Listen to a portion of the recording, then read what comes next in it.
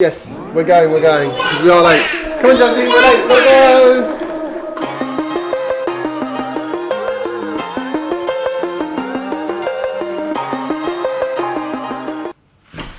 go. Okay, this is something of a public service announcement now. I just had a very nice guy ring me up on the phone and he said he was from BT Openreach.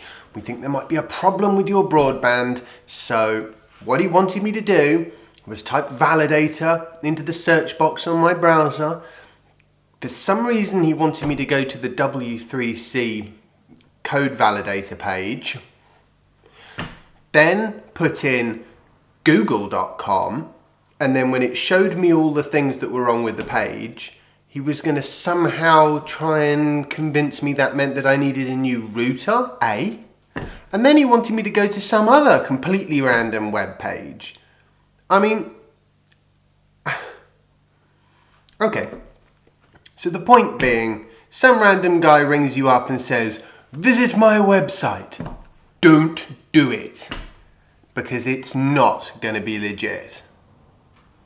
So there you go. That's the end of that.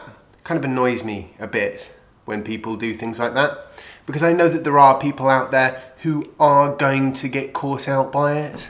Anyway, either way, I don't want a new router. I'm not giving you my address. I'm not visiting some random web page. Try someone else, please. In fact, better yet, get an actual job. Like YouTube.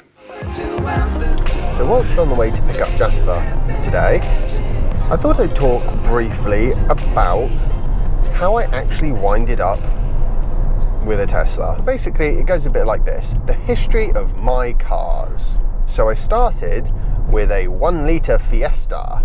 Yeah, that was an awesome car. I think it was a 1990 Fiesta, really old. You know, but it's your first car, so hey. That didn't last too long, unfortunately, because it had the overtaking power of a pony. After that, I graduated to a 2 litre diesel 306 without a turbo, and that was also a shockingly bad car. The next car I had was also a 306. I seem to like 306s. Not quite sure why, because the reliability was appalling, and towards the end of its life, it was costing me about $2,000 a year to keep it on the road, which, added to the fuel, made it about as expensive as driving a Tesla Model S, and it certainly wasn't a Tesla. The next car I got was a Nissan Leaf, and this car I'd never actually expected to to get a Nissan Leaf. Soph was looking for a new car and she was doing some test drives, and she'd stopped in at Nissan to have a test drive, and she rang me up and said, oh, they've got an electric car here, you should stop by and have a go. So I did. I stopped by and took a test drive in the Nissan Leaf, and although it was only a 20-minute drive, I just fell in love with the responsiveness of the accelerator pedal, the level of technology in the car. I thought it was brilliant, and I loved the fact that because it was electric and it was going to cost me very, very little to run, I could therefore afford a little bit more expense on the vehicle. That's how I sort of figured it. And what that did over the sort of 2.5 years that I was driving that Nissan Leaf is it got me really excited and interested in EVs, and I started following all of the standard EV news websites and basically just absorbing all the information to do with EVs that I could. This was right at the point where Tesla was designing its Model S. Oh, you're joking. They've closed the road. Oh, hang on a minute. Oh dear, how are you going to get there then?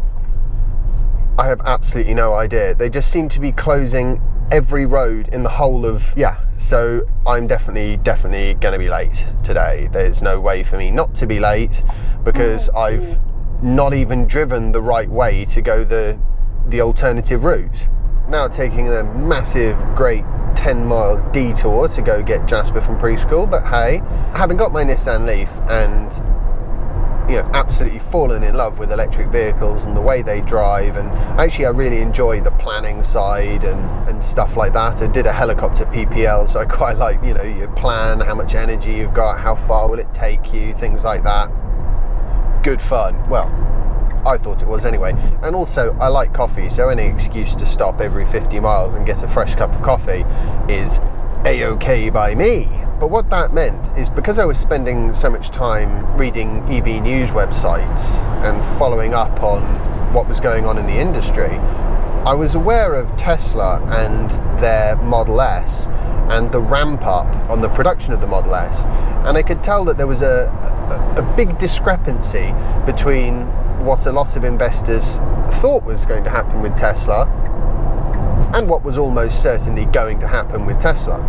There'd been a bit of a delay in the ramp up of Model S, which was kind of to be expected when suppliers ask around and decide that conservatively Tesla's not going to want more than 3,000 door handles in the first year, when actually they want 3,000 door handles every 2 months. So I figured this was probably not a half bad time to make a little investment in Tesla. I bought in at $35 a share, and then over the next 12 to 18 months I watched that grow into a sum of money that was sufficient to actually buy a sort of reasonable Tesla Model S, not the performance model or anything, but still a Tesla. So I thought, wow, that's fantastic.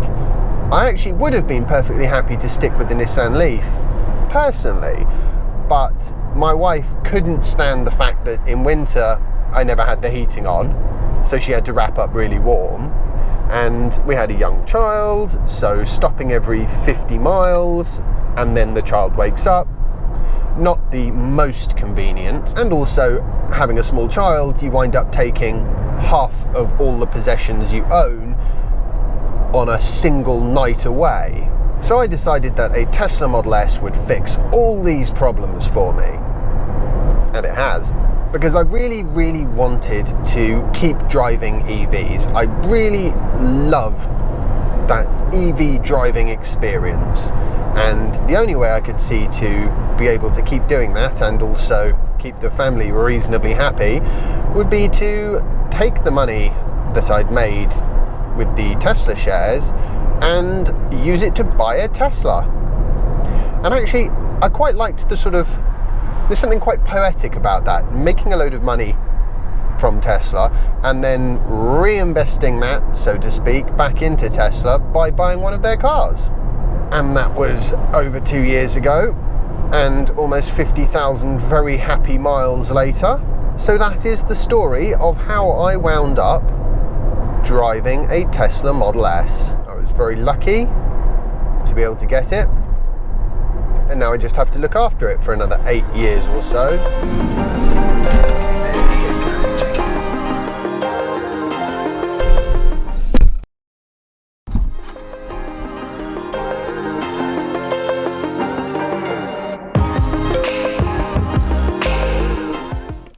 Okay, so I hope you've all enjoyed today's vlog post. If you have, remember to share it and hit the like button and subscribe if you haven't already. And I'll see you tomorrow for the next installment of my daily vlog.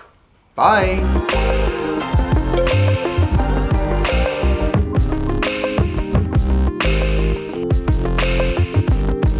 I have since stopped dabbling in stocks and shares because that kind of money multiplying success is extremely difficult to achieve, and the people who can achieve it consistently make their money out of being stockbrokers and share traders, and I'm just going to wind up losing it all again.